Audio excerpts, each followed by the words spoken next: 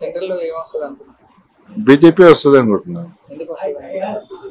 వాళ్ళు చేసిన మంచి పనులన్నీ చేస్తే వాళ్ళు ఆటోమేటిక్గా వస్తుంది, వాళ్ళే వస్తుంది కదా. ఇక్కడ సికింద్రాబాద్ సంబంధించి లోకల్ అభ్యర్థిగా ఎంపీ మళ్ళీ క్యాండిడేట్ కిషన్ రెడ్డి గారు నిలబడుతున్నారు. మళ్ళీ గెలుస్తారంట. ఆయనే గెలుస్తారు. ఇంకా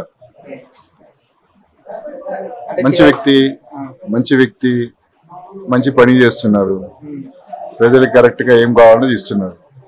అది కరెక్ట్ గా వాళ్ళు చూసుకున్నప్పుడు సర్వీస్ చేసినట్టు ఆటోమేటిక్ గా వాళ్ళకి వస్తుంది. 100 రోజుల హామీలు అని చెప్పి మోసం చేసిన కాంగ్రెస్ కి ఎంపీ ఎలక్షన్ లో ఓట్లు పడతాయంటారు. వాళ్ళు చేసిన మోసం అంటే అది ఆటోమేటిక్ గా వాళ్ళకే తెలుస్తుంది. ఆ రిజల్ట్ వచ్చి మాట్లాడతారు. సొంత ఎమ్మెల్యేలు అనుకునే కాపాడుకోలేని బీఆర్ఎస్ ఎంపీ ఎన్నికల్లో ప్రజలు పట్టించుకుంటారా? శిక్ష వాళ్ళే ప్రజలు ఇచ్చేవాళ్ళు. మంచి చేస్తే మంచి చేసేస్తారు, తప్పు చేస్తే ప్రజలు వాళ్ళకి శిక్ష ఇస్తారు. కిషన్ రెడ్డి లాంటి లోకల్ నేత ఢిల్లీలో కేంద్ర మంత్రిగా ఉంటే ఎక్కువ మేలు జరుగుతుందంటారా? ఆయన ఎప్పుడూ రెగ్యులర్ గా అక్కడే ఉంటారు కదా, ఉంటే మంచిదే జరగాలి. ఇప్పుడు ఎంపీ కాబట్టి మళ్ళీ గెలిస్తే పెండింగ్ పనులు పూర్తయ్యే అవకాశం ఉంది. ఇప్పటివరకు ఏం చేశారు?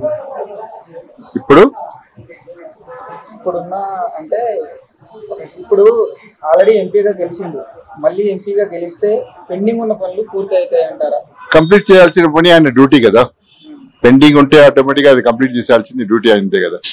33% మహిళల రిజర్వేషన్ కల్పించిన బీజేపీ మళ్ళీ గెలిస్తే ఉమెన్ పార్లమెంట్ మరింత సాధ్యమేనా?